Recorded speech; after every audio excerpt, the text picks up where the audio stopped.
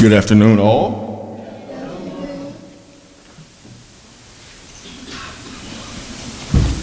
Somebody asked me, "You going to sleep up there?" I said, "Well, I haven't had any all week, so." Good reason, though. It wasn't the usual reason. Yeah, well, I won't talk about it. Just, it is what it is. Thank God for work. That's all I can say. You know, well, let's just get started. Let's just get started. This one is called "Now You See It, Now You Don't." And there's a reason for that, believe me.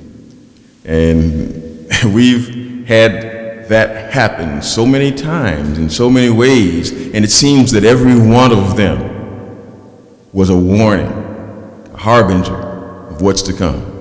And it happened, and we didn't see it, or we thought it was not important, but now it's time to find out just how important all these things are. Let's drop anchor, people. Matthew, the 13th chapter, the first verse. Get started. Might not make sense in the beginning, but it'll begin to make sense as it all begins to come together. Matthew, the 13th chapter, the first verse, where it says, "That same day, Yeshua went out of the house and sat beside the sea. And great crowds gathered about him, so that he got into a boat and sat down."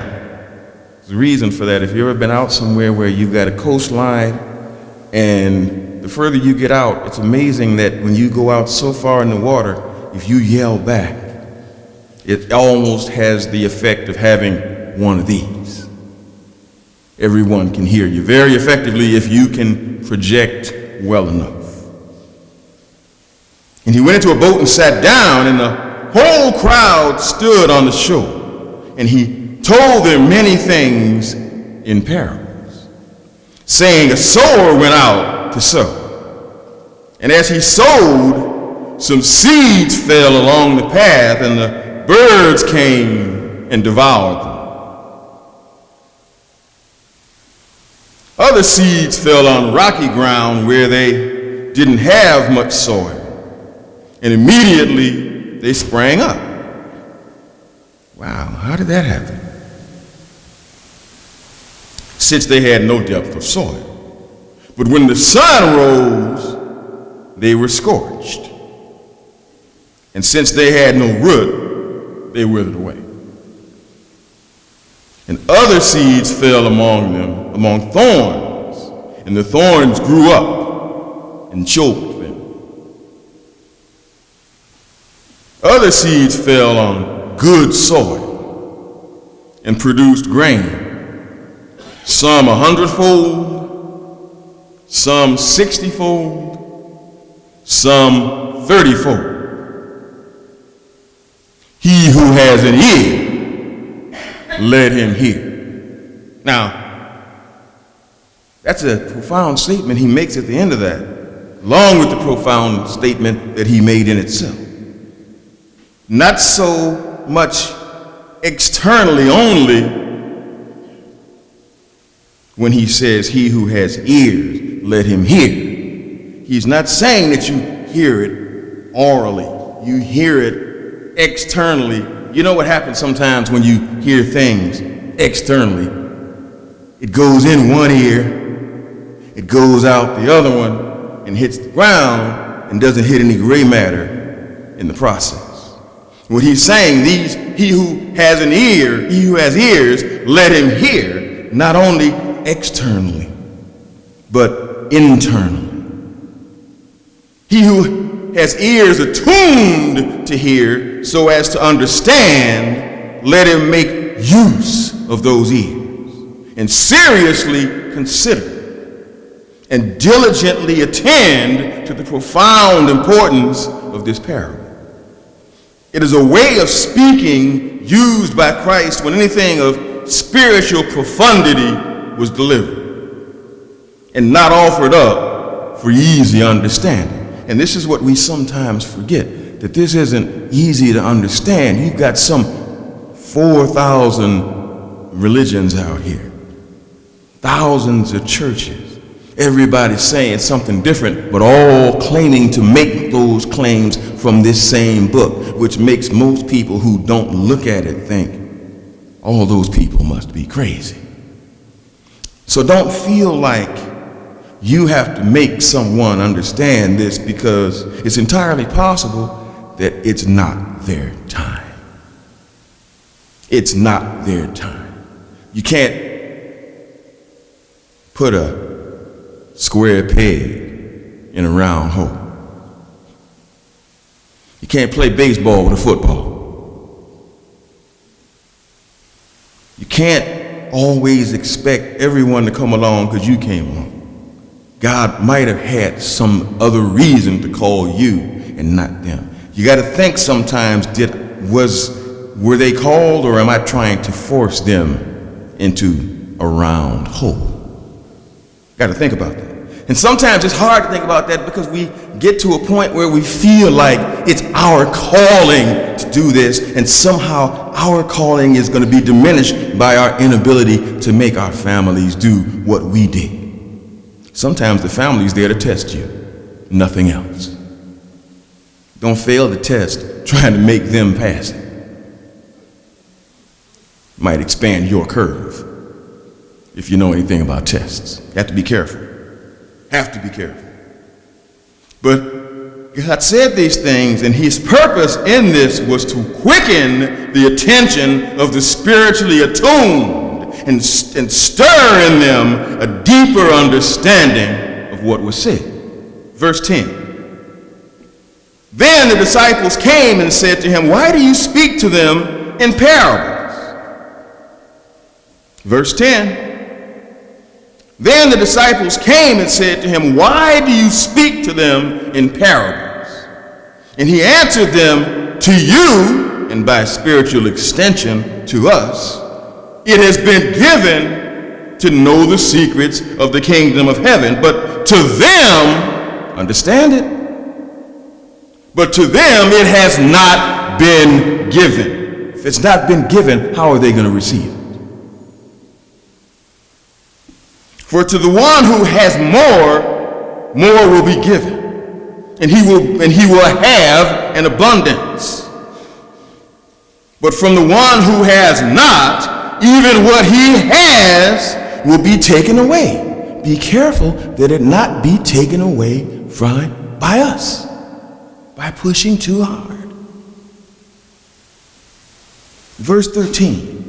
"This is why I speak to them in parables, because seeing they do not see." He was speaking of the Pharisees. But don't get it twisted. He was also speaking to some of our family members and some of our friends along the way. "This is why I speak to them in parables, because seeing they do not see, and hearing they do not hear, nor do they understand. Indeed, in their case, the prophecy of Isaiah is fulfilled," and this is prophetic. "You will indeed hear, but never understand. And you will indeed see, but never perceive. For this people's heart has grown dull, and with their ears they can barely hear, and their eyes they have closed for whatever reason." Sometimes you ever try to do something and after a while you notice that you can't really get your hand around it and can't really make that leap and make it understandable and make sense about it, and all of a sudden you just kind of throw it away? "Oh, I'll find something else to do." Sometimes that's what happens. Even in matters of faith, we reach a point where we just say, I don't understand this. I'll put it down and get back to it later. For someone that has no understanding, they say, that's nonsense anyway. I don't believe in God. I don't believe in that. Besides, why should I believe in God if you're acting this way? Why should I believe in God if you're acting this way? If you're doing this? It's not so much a point of saying that what you're doing is wrong. It's just an excuse. You've heard it before. You watch people go out and do things and somebody will get mad. You made me do that. You made me do that. No, I didn't make you do it. How I acted justified you doing it. A little bit different. Verse 16. But blessed are your eyes, for they see, and your ears, for they hear. For truly I say to you, don't miss this, many prophets and righteous people longed to see what you see and did not see, and to hear what you hear and did not hear it. Not saying that it wasn't there to be seen or it wasn't there to be heard, but for whatever reason, it went right over their heads like a 767. Many prophets and righteous people longed to see what you see and did not see it, and to hear it, they just didn't hear it, didn't see it, didn't get it, didn't understand it. So they just dismissed it, as did the Pharisees. Didn't see it, didn't hear it, and to hear what you hear and not hear it, that's something. To hear something clearly is a bell and don't understand. Makes you wonder, what's wrong? What happened to me? What am I missing? It's because it wasn't your time. It wasn't your place yet. Am I saying that it never will be? No, not my call. Therefore, I have no right to say that. No right to say that. But you see, we tend to read the words of Messiah and forget how profound this book is. We sit up and see the lies offered up to us on television and just get a little crazy and get excited about the latest lies and gossip and entertainment, yet the things that tell us of our times, these times that we live in, we let them go by the boards because there's no news prophet to tell us what these things mean. Or the TV prophets are devoid of understanding and wish to draw us into their void and lack of understanding. But notice how the Bible is more current than your news. How the Bible is more current than your daily newspaper. It's more current than your blog. It's more current than Channel 7, Channel 2, Channel 5, Fox News, FAUX. Oops. Notice what it says of the commerce of the last days. Not on the news, but the Bible. Let's go to our newspaper. Revelation, the 18th chapter, the 11th verse. Revelation, the 18th chapter, the 11th verse. You see, as in the parable of the sword, God never tells us out loud, universally, what is happening, but gives hints to the spiritually aware, if we choose to be so. Notice the elements of the prophecy here in Revelation, the 18th chapter, starting at the 11th verse. And the merchants, and this is a prophecy for the end times, don't miss this. And the merchants of the earth weep and mourn for her. Talking about Babylon. Since no one buys their cargo anymore. Notice the contents of the case of cargo. Verse 12. Cargo of gold. Getting good so far, making money. Silver, jewels, pearls, fine linen, purple cloth, silk, scarlet. Nice stuff. Keep reading. All kinds of scented wood, all kinds of articles of ivory, maybe even some of the protected elements, elephants. All kinds of articles of costly wood, bronze, iron and marble, cinnamon, spice, incense, myrrh, frankincense, wine, oil, fine flour, wheat, cattle, and sheep. Oh, now we're getting into the stuff that moves things and helps us work.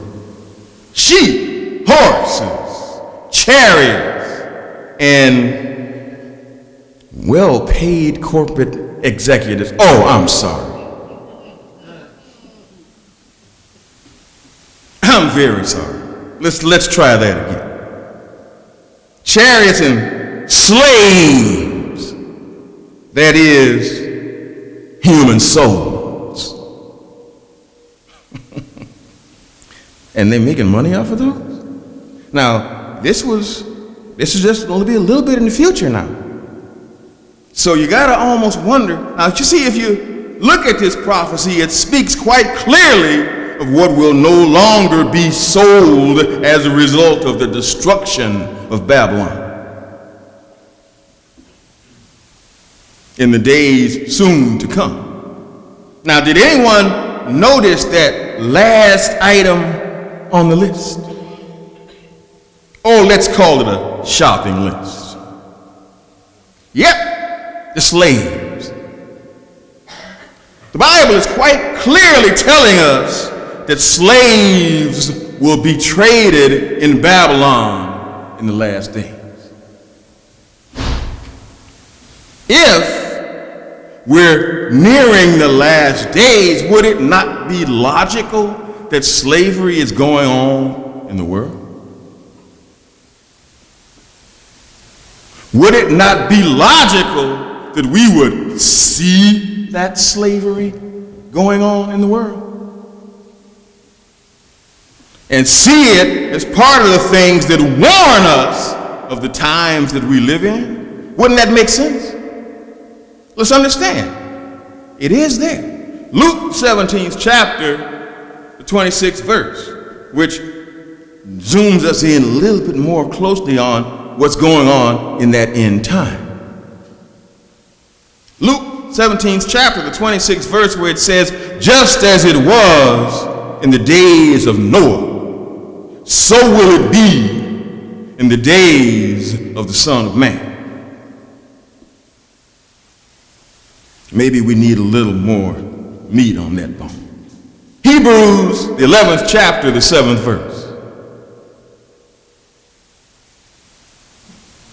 Hebrews, the 11th chapter, the 7th verse, where it says, by faith, Noah, being warned by God concerning events as yet unseen, in reverent fear, constructed an ark for the saving of his household. By this he condemned the world and became an heir of the righteousness that comes by faith. The Greek word here translated as condemned is G2632, katakrino. To judge, meaning that it's from the Greek. To judge, to pronounce sentence against. To condemn, to adjudge as guilty. Which implies that while building the ark, Noah had to be, in some way, shape, or form, trying to warn these people of the calamity of judgment that was to come. And as was the method of God's prophets, he also had to be prophesying to them and against them. Note the comparative words of Yeshua in Matthew, the 24th chapter, the 37th verse. Matthew, the 24th chapter, the 37th verse, where it says, for as were the days of Noah, so will be the coming of the Son of Man. For as in those days before the flood, they were eating and drinking, marrying and giving in marriage, until the day when Noah entered the ark. And they were unaware of the flood that came and swept them all away. So will be the coming of the Son of Man. What is he saying? He's saying that it will be sudden to those who aren't waiting for it and don't know what they're looking for. For title, we'll call this one, in case I forgot. Now you see it, now you don't. It's almost a sleight of hand trick how completely Satan has deceived this entire world into going their own way and seldom considering that life is not making much sense right now. And few consider why. This is planned. Note that this is a modern civilization that says that the educated should rule, that the intelligent should rule. Yet most of the intelligent people say that there is no Satan. You believe that? You believe that superstition? What do we say in the Bible study? That everybody thinks that there's no Satan, therefore he can basically run unchecked through the world and deceive everyone as he chooses, because they just did that. No, there's no evil in what they did. That's just how people are. People are basically good. People are basically wonderful. They just do bad things sometimes. You know, sometimes just that time between midnight and 11:59 the next. Yeah. We've heard it, hear it all the time. There's no Satan. And then you get among some people and it's, the devil made me do it. Well, how did he make you do it and he doesn't exist? Therefore, off to the booby hatch with them, because they must surely be. You hear this all the time when someone goes into a school and shoots up 20, 30 people. They must be insane. No. There is a such thing as evil. Never forget that. Never forget that. Or maybe you'll hear the more common version where people haven't gotten to the point where they're ready to kill you yet, and they might haul off and slap you, and then they'll say, you made me hurt you. With what gun? With what knife? No. Same excuse, same lack of self-control. Which brings me back to something that we should always do when we need a deeper understanding of what God is trying to say to us. If it's at all possible, that's why you go out and grab a concordance, is to get back to the original language and seek the deeper meaning. Let's understand this was written in Hebrew, translated to Greek, and somehow it got translated to Latin, and before it got back to the Greek, it got watered down a bit. Don't lose that. Don't forget it. Get back to the original language and seek that deeper meaning that was lost in translation. I went back to Matthew 24:38 and found something very interesting buried in the Greek words translated there. Let's go back to Matthew 24:37. Matthew 24:37, where it says, for as were the days of Noah, so will be the coming of the Son of Man, or Yeshua. For as in those days before the flood, they were eating and drinking. And then I grabbed that word, G, 5176, trogo. Futuristic term meaning to injure, to wear away, to eat. And then it dawns on you that he's not just talking about the fact of eating, but what you were eating. And that's where the real deal came in. Means to injure, to wear away the food. To eat fruit, nuts, raw beans, which require crunching with the teeth. The next word along that line is trogalia or procta, which means eating fruit or nuts or something else used that has to be crunched, that was used at that time as a dessert. The other word for eating or drinking, meaning piomai, or to drink. Now, understand me, it is lawful to eat and drink, provided it be done in moderation and not to excess. But it didn't say anything about it, it would appear, but if it also talks about marrying and giving in marriage, which didn't say anything particularly crazy, but you have to get into the context. You see, when the rules or the laws of God and the plans of God are observed, there's nothing wrong here. And therefore, this must be understood either of their wholly giving themselves up to the pleasures of life, not thinking about such things as abstinence or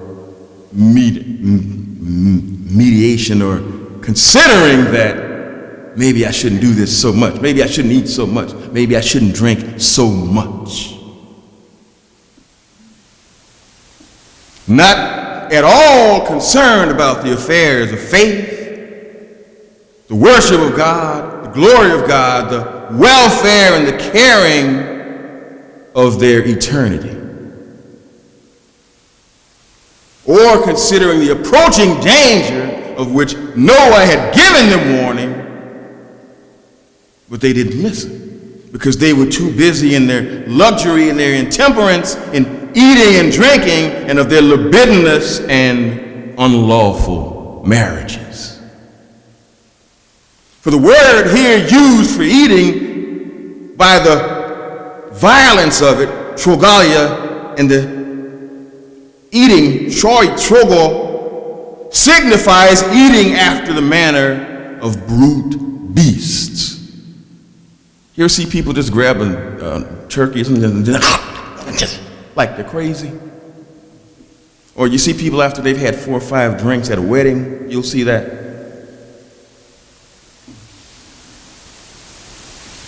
Eating after the manner of brute beasts. They indulged themselves in a brutish way, in gluttony and drunkenness. And it is certain from the accounts given of them in Genesis, the 6th chapter, the 2nd verse, that they entered into unlawful marriages. That sounds familiar. And unclean copulations. I choose my words carefully because there are children here. More syllables, less understanding. Wherefore, these things may be spoken of them as what were really sinful and wicked. I drew a little picture. You all pretty much understand what I'm talking about.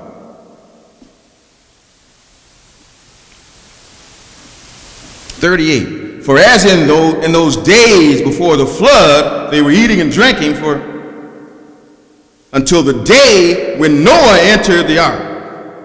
And they were unaware until the flood came and swept them all away. Point to that sentence. So will be the coming of the Son of Man. In other words, it's not that you won't see it. My goodness, there'll be 2 suns up there shining. The world will be in a horrible place, mentally as well as physically. You see, when the Bible gives us warnings this specific, we're forced to pay attention. For the world had largely tuned God out back then, and basically they ignore him now. And many people say that they want nothing to do with religion. If you really talk to people, though, there are 3 things that keep them away from religion. 1, the hypocrisy of the ministers. Not going to talk about anybody. We all have televisions, and I'm sure some of them are on. The money grubbing of the churches. I'm not going to talk about anybody. We all have ears. We all have eyes. 3, the lack, and this I found interesting because it seems that so many people really don't want this, but you're finding out that if it comes directly straightly, honestly, and with force, people want true moral teaching and will, in many cases, not all, adhere to it. The Apostle Paul was very much aware of this, was sure of it, was honest about it, and made this concept very clear to the people he spoke to in his day. Also dealing with the squabbling between the Hebrew stalwarts and the new believers baptized in the name of Yeshua. Even here, the divisiveness had already taken hold. Romans, the 2nd chapter, the 9th verse. Romans, the 2nd chapter, the 9th verse, where it says, there will be tribulation and distress for every human being who does evil. And then he began to make some points and was kind of stepping on some toes. Hopefully they had on some nice leather sandals. For there will be tribulation and distress for every human being who does evil. The Jew first and also the Greek. Why the Jew first? Because that's who Christ came to teach, and they were his most jacked up and loyal opposition. But glory and honor and peace for everyone who does good. The Jew first and also the Greek. In other words, the Jew first, then everybody else. For God shows no partiality. For all who have sinned without the law also perish without the law. And all who have sinned under the law will be judged by the law. For it is not the hearers of the law who are righteous before God, but the doers of the law who will be justified. For when Gentiles who do not have the law by nature do not have the law or keep it, they show that the work of the law is written on their hearts, while their conscience also bears witness, and their conflicting thoughts accuse or even excuse them. On that day, when according to my gospel, God judges the secrets of men by Yeshua Messiah. But if you call yourself a Jew, don't miss this.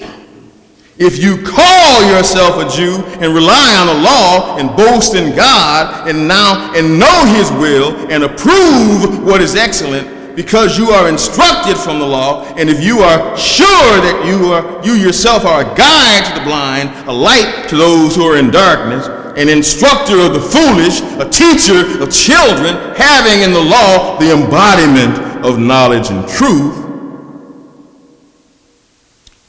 you then who teach others, do you not teach yourself? While you preach against stealing, do you steal? You who say that one must not commit adultery, do you, Caiaphas, commit adultery? You who abhor idols, do you rob temples? You who boast in the law, dishonor God by breaking the law. And that now includes Gentiles who say that the law is done away. 24. For as it is written, the name of God is blasphemed among the Gentiles because of, let's say, us.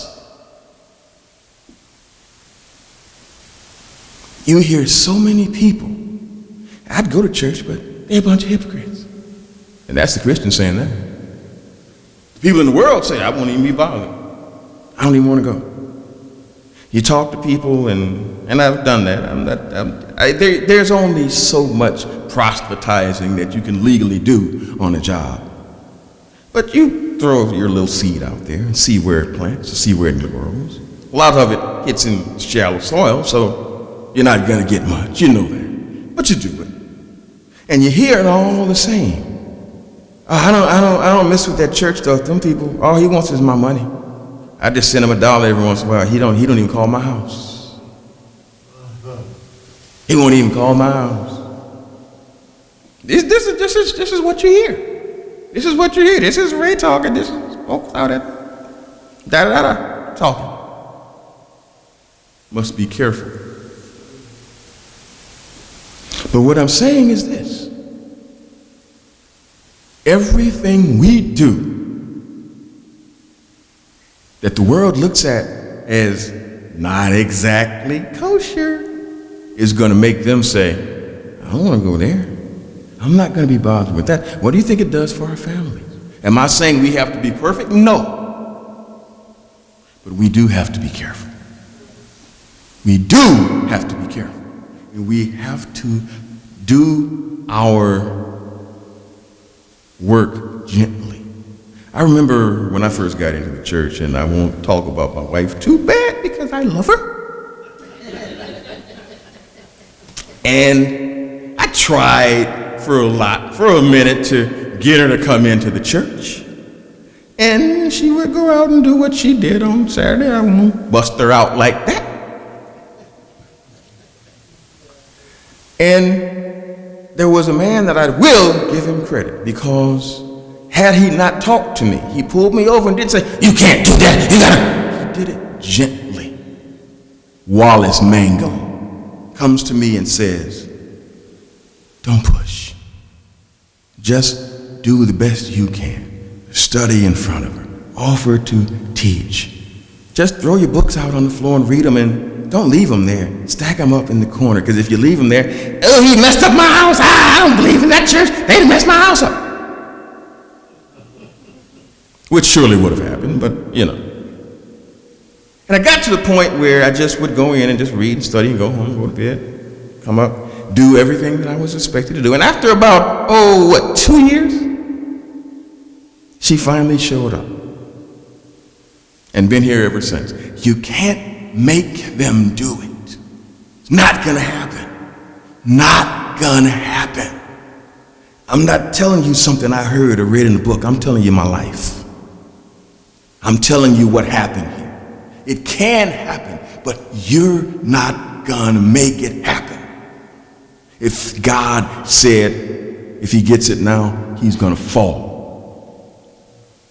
She's bare, so rock-headed that just maybe I need to get them in the second resurrection, where I can hold their heads and they can't look away. Just something to think about. Be careful that you don't force somebody to go and get baptized and come up.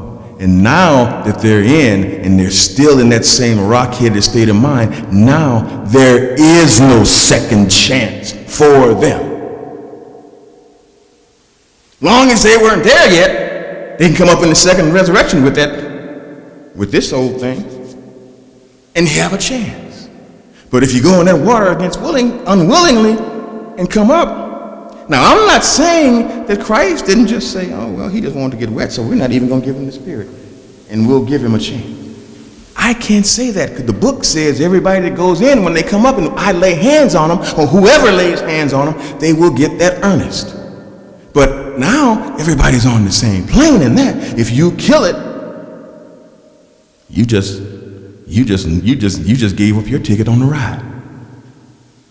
Real simple stuff we're dealing with here, but we have to get to the point where we take us and set it on the side and sit down and let this thing work the way it's supposed to work. Otherwise, you could be setting somebody up to fall. And that's a nuance that you won't hear said in front of people that don't know. I only say this because we're not dealing with milk anymore. And I don't even have any cookies. Sorry. Only cookies I got are back there on the computer, and I like to get rid of them. We have to get to a point where it's not about us. It's about him. Yeah, there's that little thing that says, you'll get so much more for how many you bring in. But it didn't say that you brought them in on rope. Didn't say bring them in chains. That's what the world does. That's what those slave things are about. We have to be careful. But like I said, I'm sure we all have heard all the tales of chicanery, hypocrisy among the people concerning the activities of the churches, the ministers, the priests, the rabbis, the bishops, so forth. All of this brings harm to our ability to draw men and women to this way, and children. Even with all of the signs so prevalent in the world that something is terribly wrong, the lull time seems on the brink of ending. Now is the time to learn the book while it is still time. Few seem interested. TV seems more interesting. Evil seems more fun. But the signs are gathering that we're heading into a new age of evil. Look at the weather. Weather manipulation has made weather go horribly wrong. One day it's 80, the next day it's 40. One day, one part of the country is a drought, the next day basements are flooding all over the place. Real imbalance here. Was watching and looking at some news the other night. Don't do that too much, but I saw something interesting. How many of you have seen the fire tornadoes in Australia's outback and in California's wildfires? Can't say you haven't seen somebody call down fire from heaven now, can you? And hadn't thought about it that way either, had you? How many of you actually thought about that when you saw that fire tornado? Not one hand went up. That's the first thing I thought about. Now, let's get real political. Anybody don't like politics? It's the time to perk your ears up, because I'm going to put a whole different spin on it for you. I guess getting back to this slave thing. Making understanding out of that which is misunderstood. How many of you heard about this kidnapping of the 300 Nigerian girls by the Boko Haram terrorist group in Nigeria and think that it's a horrible thing that they stole these girls? It is, no doubt. But that now isn't the time to have thought about it. It was kind of like the same thing keeps happening over and over and over again. When they started handing money back in the 80s to one Osama bin Laden, they didn't have any idea that by 2001 he would have a terror network that was funded by the CIA through drug money that they made in the 80s and wound up flying 2 airplanes into the towers in New York. As Mr. Rogers might say, can you say, blow back? Now, let's bring it forward. Nigeria, 2004. A little group called Boko Haram moved forward, got more and more money until finally the United States decided they were going to overthrow one duly elected, Muammar Gaddafi. The two don't seem to have anything to do with each other, right? Who was the group that helped most to set Gaddafi up? Boko Haram. Now they're getting too big now, so they gotta make money. So what did they start doing? Raiding Christian schools, grabbing the children. The ones that ran and tried to escape were slit throats, thrown in pits doused with gasoline, set on fire. We're talking about children here. Didn't see that on the news, did you? Heard about those girls though, didn't you? Because see, that's a left-wing issue. That's a big issue, like abortion. Like having sex with whoever you want to. sisters are doing it for themselves. So you got to bring our girls back.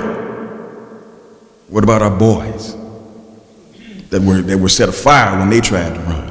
They raped the girls and sold them into slavery, which what they're threatening to do with these. So now all of our liberal politicians and all of our entertainers are walking around with little signs saying, bring our girls back, but you don't see any of them spending their money to send somebody over there to get them.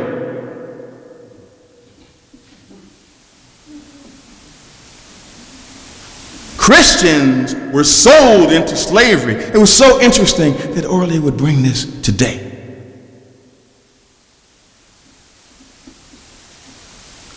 As I said, the children that tried to escape, their throats were slit and they were burned alive.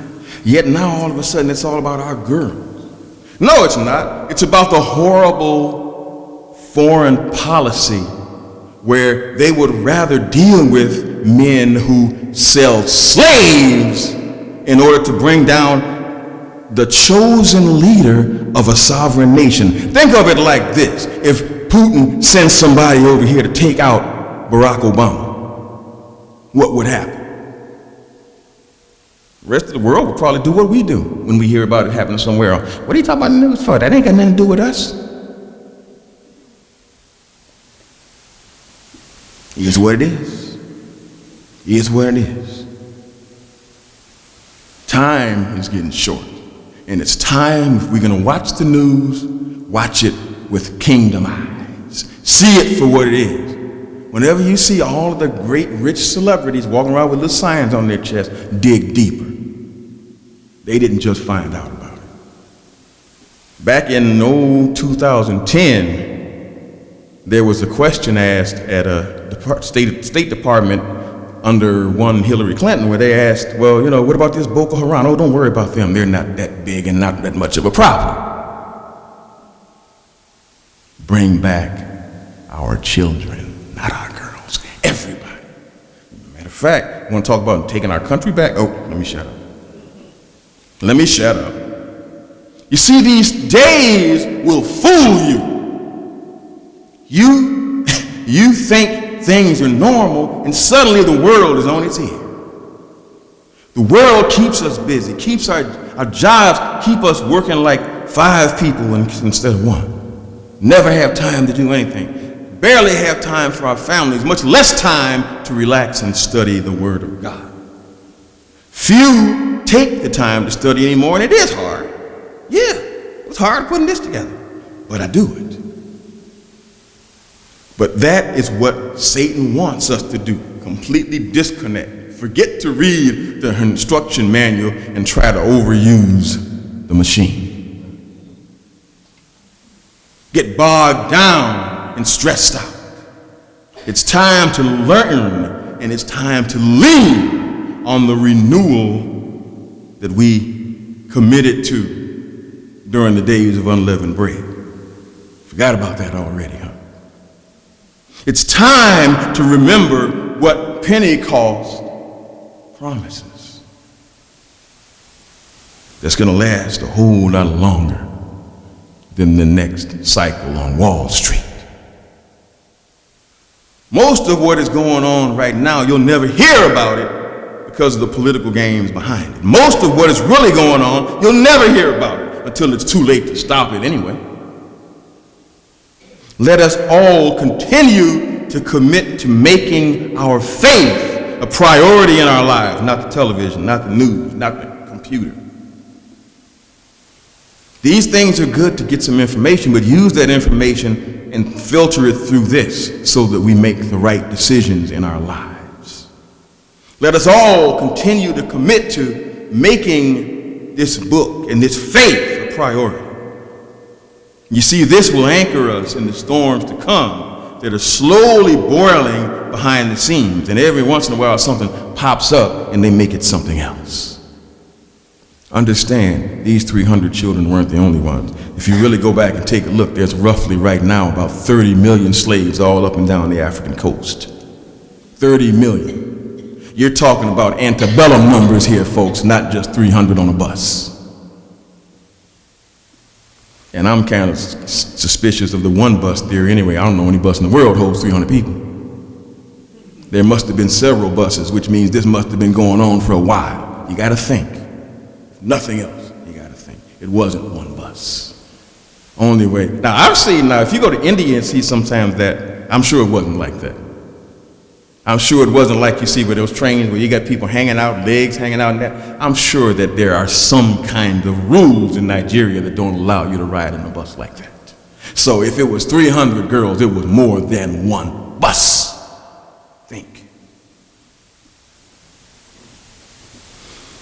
Learn to take something literally and take other things with your spiritual eyes. For we are in bad times, and they bold to get worse. Let us remain in this word. 1 John, the 2nd chapter, the 15th verse.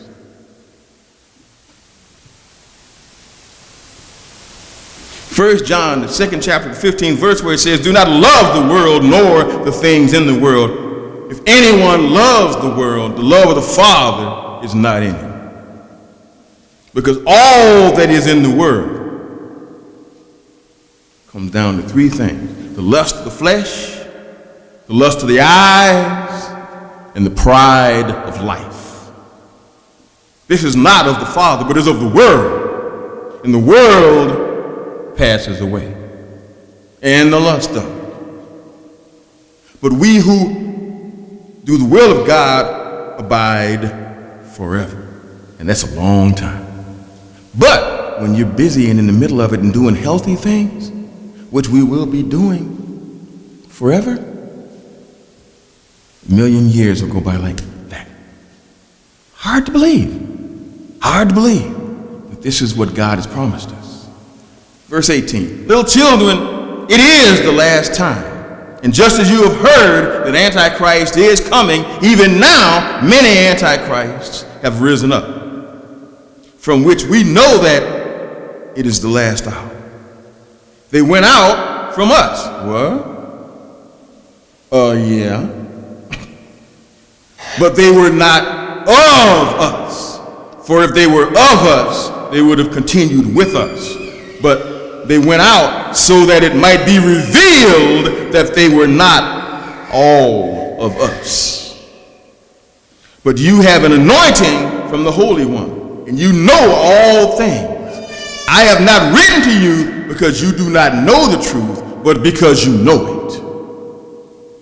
And now it's time to act on it. And know that no lie is of the truth.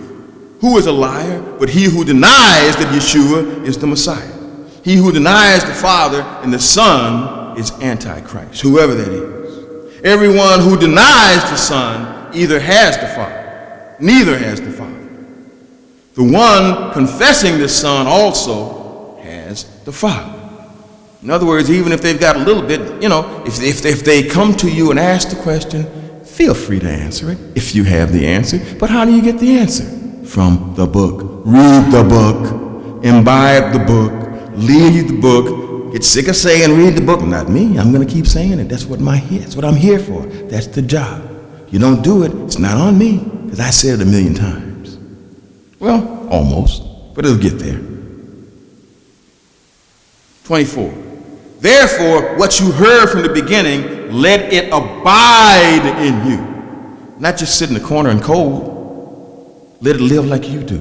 Let it jump. Let it eat. Let it have fun. Let it do what you do. In other words, take it with you wherever you go, whatever you do.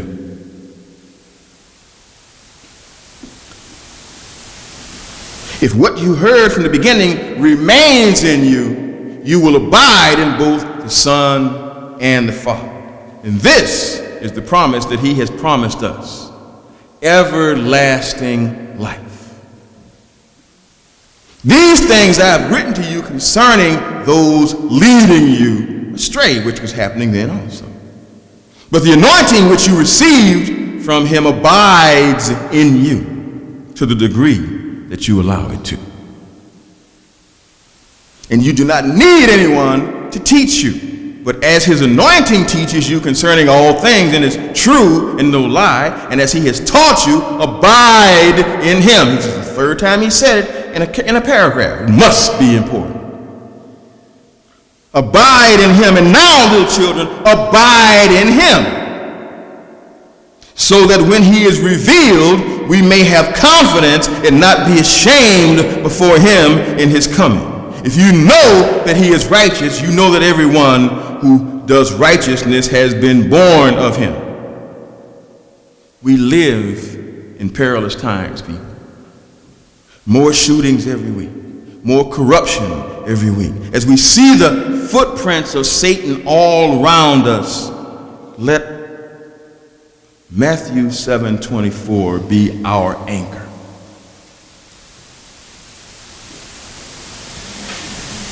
Matthew, the 7th chapter, the 24th verse, where it says, "Therefore, whoever hears these sayings of mine and does them, I will liken him to a wise man who built his house on a rock." On which rock? Build on the rock. I excuse myself, and I ask that you all will forgive me. I didn't take a whole lot of time to put that together, but I did what I could. And what I couldn't do, the Father did the rest. It is not easy, but it is very rewarding. I thank you all for your prayers. I thank you for all that have led to this. I thank you for everything that is happening. And got one more hurdle. Just like Cornell, I got a big test Friday. I've done 4 already. And I feel good about the last one. But I'll just say this. Whatever happens out there, we'll be back here. Al, I think it'll be next week, and you won't see me for probably about 2 or 3 weeks, but, well, not up here. I'll be here. Might be a little tired, but I'm going to be all right. But this is the key, not me. God bless you all.